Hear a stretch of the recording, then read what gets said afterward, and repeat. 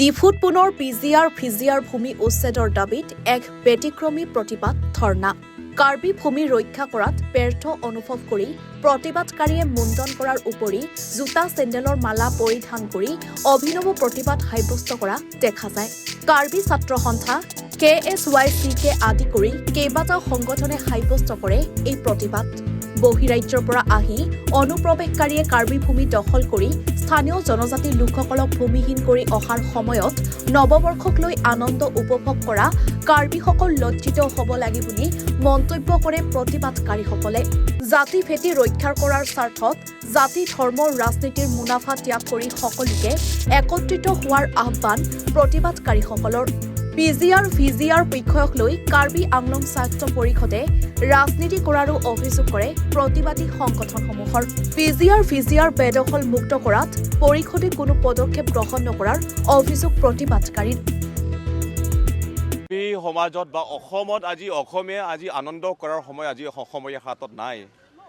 কাৰ্বি আংলং বুলি ক'লে আজি গোটেই অসমবাসী অসমতে আমি আন্দোলন কৰাৰ প্ৰতি আমাৰ হাতত ইয়াতকৈ আমি বিশেষ ইয়াত আমি পাৰ্টি কৰা বা নতুন বছৰ এটা শুভেচ্ছা দিয়া বা সেইটো লৈ পেলাই আমাৰ সময় নাই। আমাৰ অসমীয়া আজি কাৰ্বি সমাজত কাৰ্বি ল'ৰাতে নিজৰ মাটি ভেটি আমি হেৰুৱালোঁ।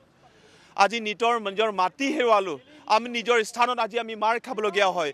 নিজৰ স্থানত আমি গোটেইখিনি আমি বেদখলকাৰী আছে অনা অসমীয়া অনা কাৰ্বি ইয়াত আহি পেলাই গোটেইখিনি মাটি কাৰ্বিসকলৰ মাটি জোৰ জবস্তি দখল কৰা হয়। কাৰ্বিসকলক মাৰা পিটা হয়। কাৰ্বিসকল নিলাজ হ'বলগীয়া হয়। এইখিনি সময়ত আমি কিবা আনন্দত আমি ফূৰ্তি কৰিম নেকি?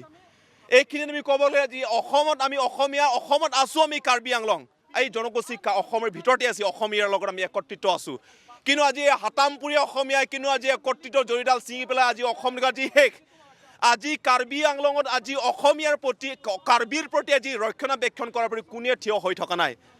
আজি আমি নিলাজ পাইছোঁ। আমি সেই নিলাজ হোৱাৰ কাৰণে আমি কি কৰিম কাৰ্বি আংলং? আমি হয় কাৰ্বি আংলং নিজৰ স্থান নিজৰ মাটি ভেটি, কিন্তু আমি সেই মাটি ভেটি আমি নিজৰ কাৰ্বিসকলৰ মাটি ভেটি বুলি কোৱা আমি সেইখিনি ক্ষমতা আমাৰ হাতত নাই। এতিয়া আমাৰ এইখিনি দক্ষতা নাই। হয় আমাৰ হাতত সাহিত্য পৰিষদ আছে, কিন্তু সেই সাহিত্য পৰিষদো কিন্তু সেইটো আজি কোনো কামৰ সাহিত্য পৰিষদ হৈ থকা নাই। আজি নিজৰ মাটি আমি ৰক্ষণ কৰিব নোৱাৰোঁ। নিজৰ জনগোষ্ঠী আমি ৰক্ষণাবেক্ষণ দিব নোৱাৰোঁ। নিজৰ সন্মান আমি বচাব নোৱাৰোঁ। এতিয়া আমি কিহৰ কাৰণে কাৰ্বি হৈছোঁ? কিহৰ কাৰণে আমি অসমীয়া হৈছোঁ? কিহৰ কাৰণে আমি সাহিত্য পৰিষদ হৈছোঁ? সেইটো লৈ পেলাই আমি একো কৰিব নোৱাৰা হৈছোঁ। সেইকাৰণে আজি আমি গোটেইখিনি ত্যাগ কৰিছোঁ। আমি ৰিয়েলাইজ কৰিছোঁ যে আমি ইমান দিন ধৰি আমি একত্ৰিত নহৈ পেলাই আমি ঐক্যবদ্ধ হৈ পেলাই আমি মাত মাতিব লাগিছিল। আমি ঐক্যবদ্ধ হৈ পেলাই আজি অসমীয়াই একেটাই মাত একেটা বল সেইটো দেখুৱাব লাগিছিল। কিন্তু সেই একেটা বল আমি দেখুৱাব নোৱাৰাৰ কাৰণে আজি অসমখন আমি বিভাজন হৈ পেলাই আজি অসমখন শেষ। আজি অসমীয়া শেষ। ভূপেন হাজৰিকাই কয় আজিৰ অসমীয়াই নিজক নিচিনিলে অসমৰ হাতলৈ যাব বুলি কথাষাৰ আজি এতিয়া সময় সমাগত হ'ব হৈ আছে এতিয়া। সেইকাৰণে আজি প্ৰতিজন কাৰ্বি প্ৰতিজন মানুহ আজি ৰিয়েলাইজ কৰিব লাগিব। তেওঁলোকে ভাবিব লাগিব যে আজি যদি কাৰ্বি বা জনগোষ্ঠী বা অসমত যিমানখিনি খিলঞ্জীয়া আছে আজি যদি একত্ৰিত নহয় অসমখন আমি বচাব নোৱাৰিম। আজি কাৰ্বি আংলঙত মাৰা পিটা মানে নহয়, আজি অসমত আমি অসমীয়াই আজি মাৰ খোৱা। কাৰ্বিসকলৰ মাটি আজি অনা কাৰ্বি অসমীয়া আহি পেলাই দখল কৰা মানে আজি এই অসমীয়াই মাটি আজি লৈ গৈছে। সেইটো লৈ পেলাই হিমন্ত বিশ্ব শৰ্মা ডাঙৰীয়া তেখেতক বাৰম্বাৰ আমি অনুৰোধ জনাইছোঁ যাতে এইখিনি ক্ষেত্ৰত যাতে তাহানিতে কোৱা ভূপেন হাজৰিকাদেৱে কোৱা আজিৰ অসমীয়াই নিজক নিচিলে অসমৰ হাতলৈ যাব বুলি কথাষাৰ যাতে এইখিনি কথা সময় সমাগত নহয় আৰু সেইটো যাতে আমি কাৰ্বিৰ প্ৰতি ৰক্ষণাবেক্ষণ দিব পাৰোঁ। সেইটো লৈ পেলাই প্ৰত্যেকজন অসমীয়া অসমবাসীয়ে যাতে সেইটো লৈ পেলাই তেওঁলোকে চিন্তা কৰে। সেইটো জনগোষ্ঠী আজি মই ব্যক্তিগতভাৱে মই ৰংফাৰ আমুক লিটচং ৰংফাৰ বুলি সেইটো লৈ পেলাই কোৱা নাই। আমি গোটেইখিনি ত্যাগ কৰিছোঁ কাৰণ আজি আমি অসমীয়াই অৰ্থাৎ আজি আমি এজন কাৰ্বি হিচাপে আমি গোটেইখিনি ত্যাগ কৰিছোঁ। আমি গোটেইখিনি এইখিনি পৰ্যায়লৈকে আমি আহিবলগীয়া হৈছোঁ। কাৰণ আজি নিজৰ মাটি ভেটি হেৰাই থকাৰ সময়ত আজি নিজৰ স্থানত আমি নিলাজ হোৱাৰ সময়ত আমি নিজৰ ব্যক্তিগত আজি সন্মান কাৰ্বিসকলৰ সন্মান অসমীয়া সন্মানৰ নথকাৰ সময়তো যদি আমি একত্ৰিত হৈ পেলাই মাত নাবাতো তেনেহ'লে এইখিনি বচাব নোৱাৰোঁ বুলি সেইটো আমি অনুভৱ কৰি পেলাই আমি এইখিনি পৰ্যায়লৈকে আমি গোটেই অসমবাসীয়ে যাতে প্ৰতিজন ব্যক্তিগত এইখিনি কথা তেওঁলোকে অনুভৱ কৰিব পাৰে সেইটো লৈ পেলাই আমি এইখিনি পৰ্যায়লৈকে আমি আহিছোঁ। আজি এইটো প্ৰশ্নটো কাউন্সিলকে সুধিব। কাৰ্বি আংলং অট'নমাছ কাউন্সিলৰ যিবিলাক অথৰিটি সেই অথৰিটিক সুধিব লাগিছিল আমিতো নাজানো আমি ডিমাণ্ড কৰিব লাগে ডিমাণ্ড কৰি আছোঁ আৰু আমাৰ ডিমাণ্ডটো ডেম'ক্ৰেটিক ইয়াৰ অৰ্থ এইটো হ'ল যি দুখৰ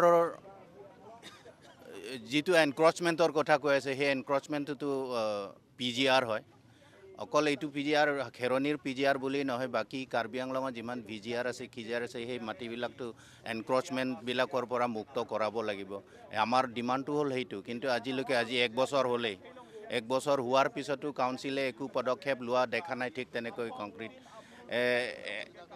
লৈছে কি কিবা এটা হাই পাৱাৰ্ড কমিটি গঠন কৰিছে আৰু তাৰ ঠাইত কি হৈছে চৰকাৰী গাঁওবুঢ়াবিলাকক বৰখাস্ত কৰিছে চৰকাৰী গাঁওবুঢ়াবিলাকৰ কি দুখ আছে তো দুখ নাই ইয়াতে কোৱা হৈছে land belong to the autonomous council কিন্তু এই অনুপ্ৰৱেশকাৰীবিলাকৰ এনক্ৰচাৰবিলাকে তাত যে সোমাইছে সেই সোমাওঁতেতো কাউন্সিল অথৰিটিটো গম পাব লাগিছিল ইহঁতৰ বেলেগ আছে তাত মণ্ডল আছে তাত SK আছে তাত আৰু বেলেগ হেৰি আছে গতিকে এইবিলাকত এতিয়া যিটো দেখিছোঁ এই 1 বছৰে এই এভিকশ্যনৰ কাৰণে কাউন্সিলে ঠিক তেনেকৈ আমাৰ সন্তোষজনক পদক্ষেপ লোৱাটো আমাৰ দেখা নাই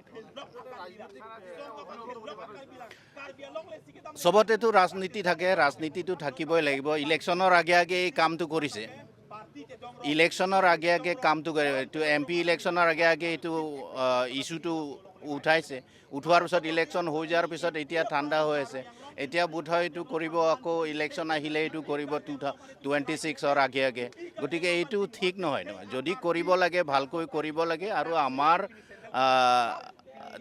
যুৱ চামৰ ডিমাণ্ডটো হ'ল যে যিমান PGR আছে যিমান VGR আছে সেইবোৰ এনক্ৰচাৰবিলাকৰ পৰা মুক্ত কৰিব লাগে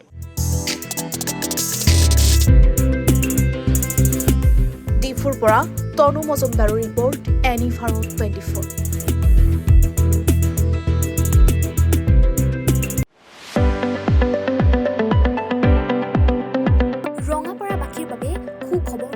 আপুনি যদি দুচকীয়া বাহন ল'ব বিচাৰিছে তেন্তে এতিয়াৰ পৰা আৰু চিন্তাৰ কোনো প্ৰয়োজন নাই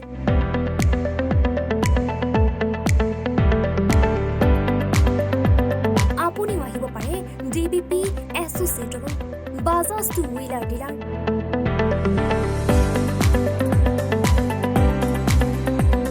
আমাৰ ঠিকনা ৱাৰ্ড নং 8 ঠাকুৰবাৰী ৰোড ডাকঘৰ ৰঙাপাৰা জিলা শোণিতপুৰ